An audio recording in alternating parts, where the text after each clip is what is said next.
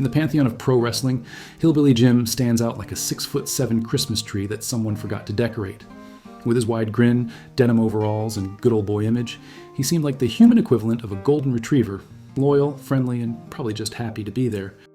But even golden retrievers can get annoyed, and when it came to backstage politics, egos, and general backstage circus nonsense, Hillbilly Jim had his own list of wrestlers he would have rather fed into a wood chipper than shared a locker room with. Behind the scenes, Jim was known as a big-hearted guy, but that didn't make him immune to the endless river of human sewage that flowed through 1980s and 1990s wrestling locker rooms. According to various interviews, shoot podcasts, and I'm too old for this shit stories he's told over the years, Hillbilly Jim wasn't one for stirring the pot. But God help you if you acted like a complete tool around him. He'd smile, nod, and then quietly hope you got hit by a catering truck. So today, let's strap on our cowboy boots, grab our banjos, and two-step our way through the top 5 wrestlers Hillbilly Jim hated more than a tax bill. These are the guys that made Jim, one of the chillest human beings alive, want to turn heel faster than Hulk Hogan spotting a bigger paycheck. And no, Ultimate Warrior isn't here, because hating that shrieking neon car crash was basically a rite of passage, not an exclusive club. King Kong Bundy was so unpleasant backstage, Hillbilly Jim once said working with him was like being trapped in an elevator with a snoring bear that just ate garlic bread. Bundy had a reputation for being stiff, not in the solid worker way, but in the I genuinely think you're trying to murder me way. During matches, Bundy would potato guys harder than a starving Irishman, and Jim was no exception. In several interviews, Jim hinted that Bundy never quite understood the concept of working, as opposed to turning a friendly match into an aggravated assault charge. The real heat came after their match at WrestleMania 3, when Bundy's "I'm the star, here brother" attitude backstage rubbed Jim the wrong way. Jim, being old school, believed in respect. Bundy believed in being Bundy, which involved acting like an angry thumb with legs and barking orders like he was managing a Burger King. Jim found Bundy arrogant, lazy, and only interested in getting himself over, a sin equivalent to stealing Christmas presents in Jim's humble, backwoods moral code. Their backstage relationship was about as warm as a divorce lawyer's handshake. Jim reportedly avoided Bundy at all costs during tours, preferring to sit on buses with Tito Santana and Rick Martel, who at least didn't smell like a mix of gravy and regret. In short, Hillbilly Jim thought Bundy was a selfish, bloated mess of a human being, and considering Bundy once demanded he get 5 counts instead of 3 to win matches, because I need to look dominant, bro. It's not hard to see why. If you've ever wondered what human NyQuil looked like, Dino Bravo was your answer. Hillbilly Jim apparently hated working around Dino Bravo because he was the laziest, most uninterested lump this side of a DMV employee on lunch break. Bravo's offense in the ring was slower than a sloth trying to solve a Rubik's Cube. Jim, who was no technical wizard himself, at least tried to get the crowd hyped. Bravo's idea of working the crowd was standing still until someone's grandfather yelled, "Is this nearly over?" Jim allegedly couldn't stand the way Bravo carried himself backstage either, like he was God's gift to wrestling while putting on matches so dull you could hear people's souls leaving their bodies mid-headlock. The cherry on top? Dino's mafia ties became an open secret by the late 80s, making him about as trustworthy to be around as a live grenade with the pin halfway out. Hillbilly Jim, the good-natured country boy, wasn't keen on being anywhere near that mess. Jim reportedly described him as dead weight with bad cologne in a backstage joke that made even grumpy guys like Don Morocco laugh. Bottom line, Hillbilly Jim respected hard workers. Dino Bravo respected chain smoking and slowly dying inside. If you've ever wondered what would happen if a swear word came to life, wrestled an alligator, and then lost a custody battle, you have Iron Sheik.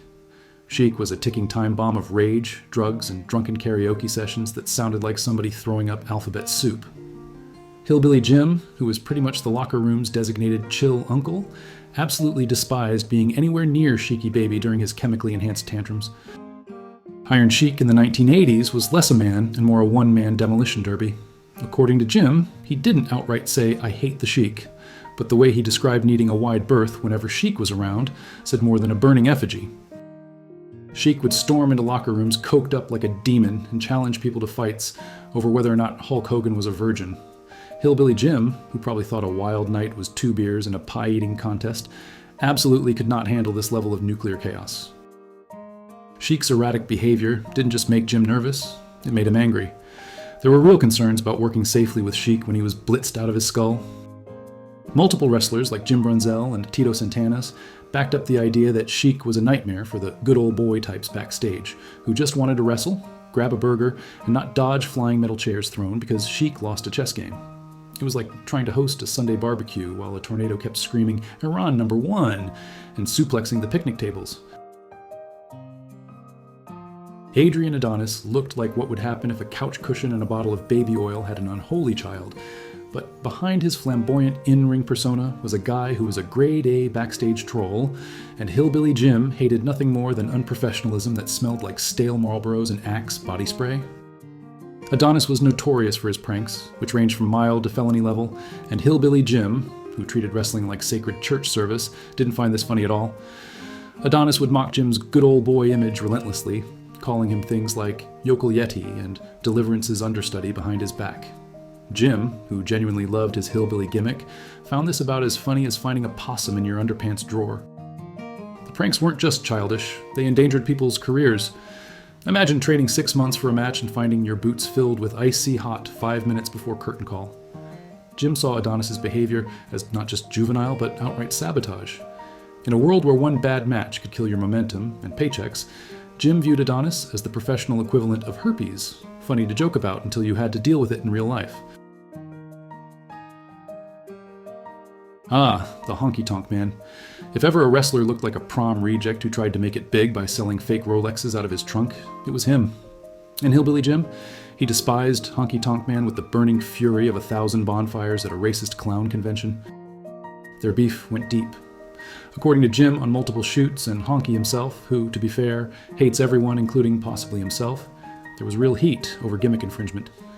Honky thought Jim's hillbilly act made Southern wrestlers look dumb as pig shit, while Jim thought Honky was the world's least convincing Elvis impersonator and a coward backstage to boot. It got so bad that Hillbilly Jim once refused to share rides with him, instead famously choosing to sit for 2 hours next to a guy named Dirty Dave who smelled like boiled ham and regret. The tension wasn't just about image, it was about respect. Hillbilly Jim played the happy-go-lucky fool for the fans, but Honky claimed Jim lived the gimmick and wasn't working anybody. Translation: Jim was too sincere for Honky's bitter, jaded view of the world. And nothing annoys a miserable man more than someone who's genuinely happy. Honky took every chance to verbally snipe at Jim in interviews. And Jim, usually Mr. Sunshine, once said in a rare flash of anger that Honky wouldn't know a good man if he ran over one in his Cadillac. Hillbilly Jim was many things. A giant, a fan favorite, a walking denim advertisement. But he was also human. And no matter how much he smiled and waved behind the scenes, there were a few guys he'd have happily chased off with a flaming banjo.